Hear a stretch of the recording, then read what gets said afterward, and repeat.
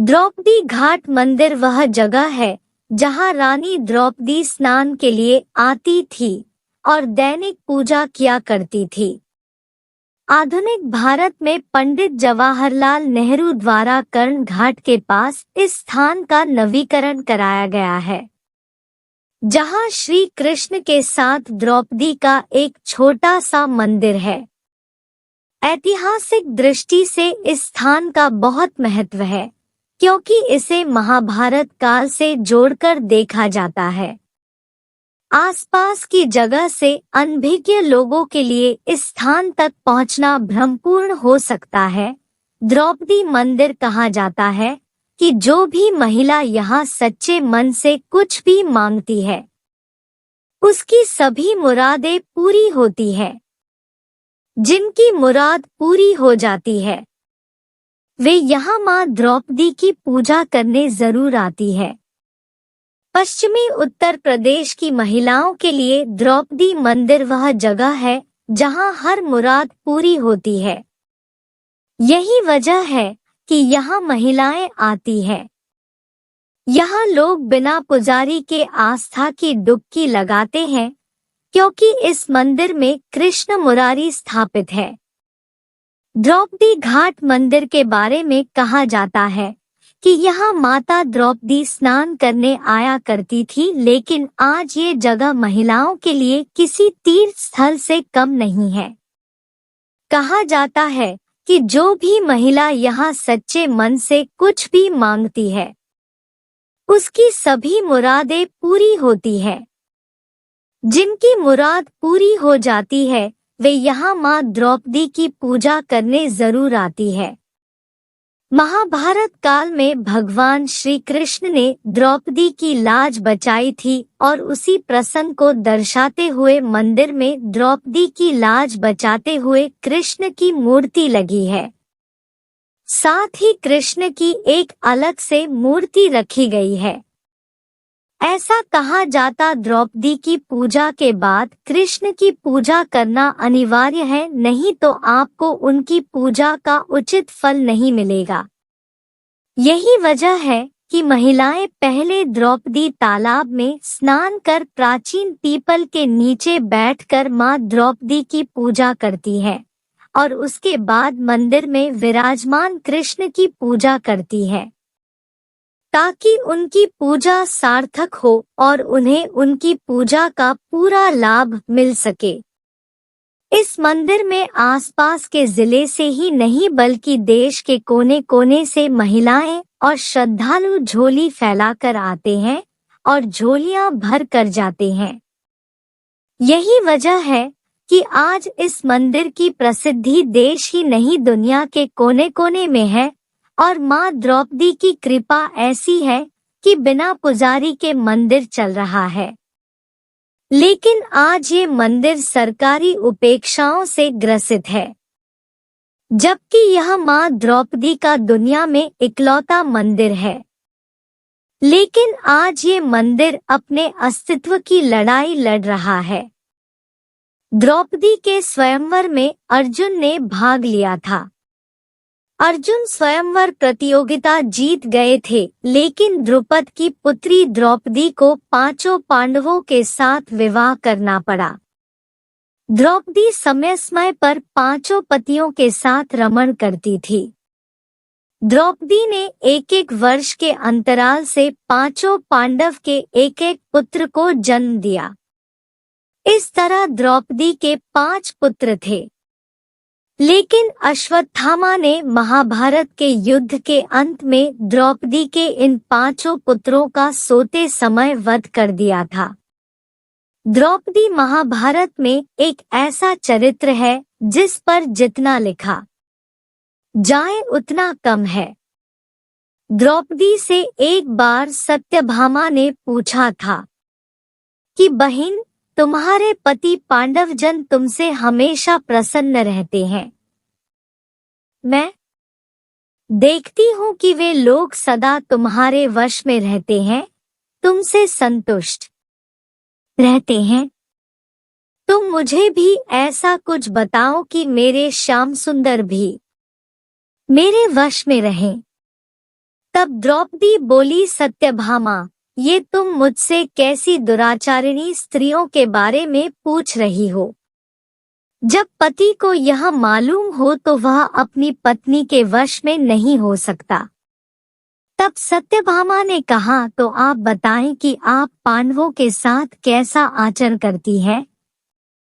उचित प्रश्न जानकर तब द्रौपदी बोली, सास ने मुझे धर्म बताए हैं, मैं सभी का पालन करती हूँ और सदा धर्म की शरण में रहती हूँ।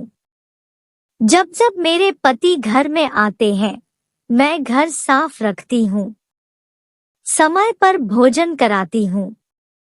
देवता, मनुष्य, सजा धजा या रूपवान कैसा ही पुरुष हो, मेरा मन पांडवों के सिवाय कहीं नहीं जाता। पतिदेव के बिना अकेले रहना मुझे पसंद नहीं। बुरी बातें नहीं करती हूँ और बुरी जगह पर नहीं बैठती हूँ और किसी के भी समक्ष असभ्यता से खड़ी नहीं होती हूँ। इस तरह द्रौपदी ने और भी कई बातें बताई। अब सवाल यह उठता है कि क्या द्रौपदी पांचों पांडवों से किसी एक को अधिक प्रेम करती थी या कि पांचों पांडवों में कोई एक उससे अधिक प्रेम करता था? बहुत शोध करने के बाद यह बात निकलकर सामने आती है कि भीम ही एकमात्र ऐसा पांडव थे जो द्रौपदी का अधिक ख्याल रखते थे और उन्होंने द्रौपदी का अंत तक साथ दिया था। जुए में द्रौपदी को दांव पर लगाने पर सबसे ज्यादा क्रोधित भीम हुए थे और उन्होंने युधिष्ठिर का विरोध भी किया था। बाद में जब द्रौपदी का चीरहरण हो रहा था तो सबसे ज्यादा क्रोध भीम को ही आ रही था, जबकि युधिष्ठिर सहित अन्य पांडव चुप थे। भीम अपने क्रोध पर काबू नहीं रख पाए और उसी समय उन्होंने प्रतिज्ञा ले ली कि दुशासन की छाती का लहू पीऊंगा और दुर्योधन की जंघा उखाड़ दूंगा। महाभारत के युद्ध में भीम ने अपनी इस प्रतिज्ञा को पूरा भी किया था। राजा विराट के राजमहल में पांचों पांडव भेष बदलकर 1 साल के अज्ञातवास में रह रहे थे। उसी दौरान राजा विराट के साले कीचन ने कामांध होकर द्रौपदी को देखा और उसे राता को अपने कक्ष में अकेले में बुलाया।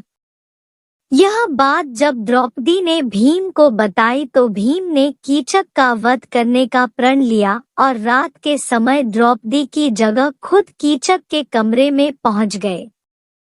द्रौपदी समझकर जैसे ही कीचक ने भीम को हाथ लगाया, भीम ने कीचक को उठाकर पटक दिया। इसके बाद दोनों के बीच युद्ध हुआ और भीम ने कीचक का वध कर दिया। जुए में अपना सब कुछ गवा देने के बाद जब पांडव वनवास की सजा काट रहे थे, तब दुर्योधन के जीजा जयद्रथ की बुरी नजर द्रौपदी पर पड़ी। उसने द्रौपदी के साथ जबरदस्ती की और उसे रथ पर ले जाने का दुस्साहस भी किया, लेकिन ऐन वक्त पर पांडव आ गए और उसे बचा लिया। भीम ने तब जयद्रथ की खूब पिटाई की और द्रौपदी के आदेश पर जयद्रथ के सिर के बाल मुंडकर उसको 5 चोटियां रखने की सजा दी और सभी जनता के सामने उसका घोर अपमान करवाया। महाभारत के युद्ध की समाप्ति के बाद सभी पांडव सशरीर स्वर्ग गए थे। स्वर्ग अर्थात हिमालय के किसी क्षेत्र में जहां इंद्रादि का राज्य था। पांचों पांडव अपना राजपाट परीक्षित को सौंपकर जब स्वर्ग की कठिन यात्रा कर रहे थे, तब इस यात्रा में भीम ने द्रौपदी का पूरा ध्यान रखा। कठिन चढ़ाई और कांटों भरे रास्ते में हर जगह भीम ने द्रौपदी को हर संभव सहयोग किया। यात्रा के दौरान जब पांडव बद्रीनाथ पहुँचे और वहां से आगे बढ़े तो सरस्वती नदी के उद्गम स्थल पर नदी को पार करना द्रौपदी के लिए कष्टकर हो गया था। ऐसे समय में भीम ने एक बड़ा सा चट्टान उठाकर नदी के बीच में डाल दिया। द्रौपदी ने इस चट्टान पर चलकर सरस्वती नदी को पार किया था। कहते हैं कि माणा गांव में सरस्वती के उद्गम पर आज भी इस चट्टान को देखा जा सकता है। इसे वर्तमान में भीम पुल कहा जाता है। एक जगह द्रौपदी लड़खड़ाकर गिर पड़ी। द्रौपदी को गिरा देख भीम ने युधिष्ठिर से पूछा कि द्रौपदी ने कभी कोई पाप नहीं किया, तो फिर क्या कारण है कि वह नीचे गिर पड़ी? युधिष्ठिर ने कहा, द्रौपदी हम सभी में अर्जुन को अधिक प्रेम करती थी, इसलिए उसके साथ ऐसा हुआ। ऐसा कहकर युधिष्ठिर द्रौपदी को देखे बिना ही आगे बढ़ गए। जनश्रुति के अनुसार स्वर्ग यात्रा के दौरान द्रौपदी भीम का सहारा लेकर चलने लगी, लेकिन द्रौपदी भी ज्यादा दूर नहीं चल पाई और वह भी गिरने लगी। ऐसे समय भीम ने द्रौपदी को संभाला।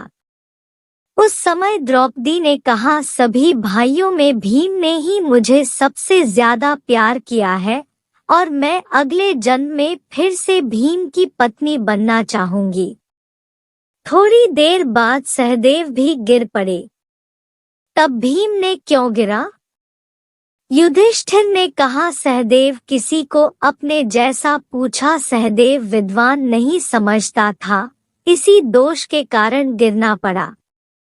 कुछ देर बाद नकुल भी गिर पड़े। भीम के पूछने पर युधिष्ठिर ने बताया कि नकुल को अपने रूप पर बहुत अभिमान था, इसलिए आज इसकी यह गति हुई है। थोड़ी देर बाद अर्जुन भी गिर पड़े। युधिष्ठिर ने भीम से कहा, अर्जुन को अपने पराक्रम पर अभिमान था। अर्जुन ने कहा था कि मैं एक ही दिन में शत्रुओं का नाश कर दूंगा, लेकिन ऐसा कर नहीं पाए। अपने अभिमान के कारण ही अर्जुन की आज यह हालत हुई है। ऐसा कहकर युधिष्ठिर आगे बढ़ गए। थोड़ी आगे चलने पर भीम भी गिर गए। तब भीम ने गिरते वक्त युधिष्ठिर से इसका कारण पूछा तो उन्होंने बताया कि तुम बहुत थे और अपने बल का झूठा प्रदर्शन करते थे, इसलिए तुम्हें आज भूमि पर गिरना पड़ा। यह कहकर युधिष्ठिर आगे चल दिए। थोड़ी देर बाद अर्जुन भी गिर पड़े। युधिष्ठिर ने भीम से कहा, अर्जुन को अपने पराक्रम पर अभिमान था।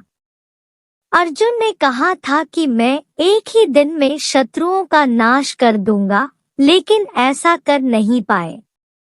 अपने अभिमान के कारण ही अर्जुन की आज यह हालत हुई है। ऐसा कहकर युधिष्ठिर आगे बढ़ गए। थोड़ी आगे चलने पर भीम भी गिर गए।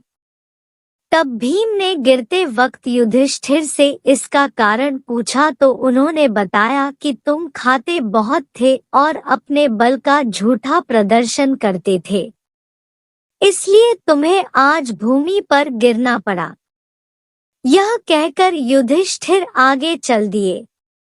युधिष्ठिर कुछ ही दूर चले थे कि उन्हें स्वर्ग ले जाने के लिए स्वयं देवराज इंद्र अपना रथ लेकर आ गए। तब युधिष्ठिर ने इंद्र से कहा, मेरे भाई और द्रौपदी मार्ग में ही गिर पड़े हैं, वे भी हमारे साथ चले, ऐसी व्यवस्था कीजिए। तब इंद्र ने कहा कि वे सभी शरीर त्याग कर पहले ही स्वर्ग पहुंच चुके हैं, लेकिन आप सशरीर स्वर्ग में जाएंगे। इसके बाद इंद्र और युधिष्ठिर रथ में बैठाकर स्वर्ग की ओर निकल पड़े।